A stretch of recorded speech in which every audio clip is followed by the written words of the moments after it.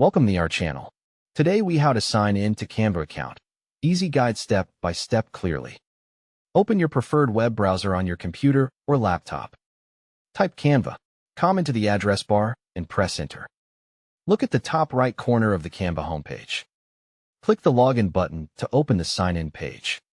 Choose the sign-in method you want to use on the screen.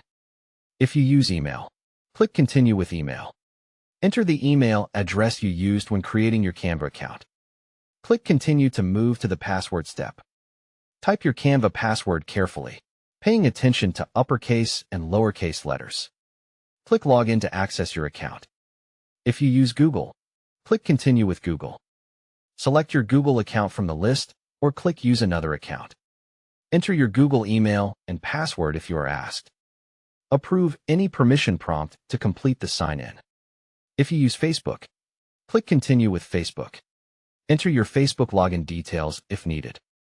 Confirm the login request to proceed into Canva. If you use Apple, click continue with Apple. Sign in with your Apple ID and complete Face ID, Touch ID, or the security code. If Canva asks for verification, check your email for a security code.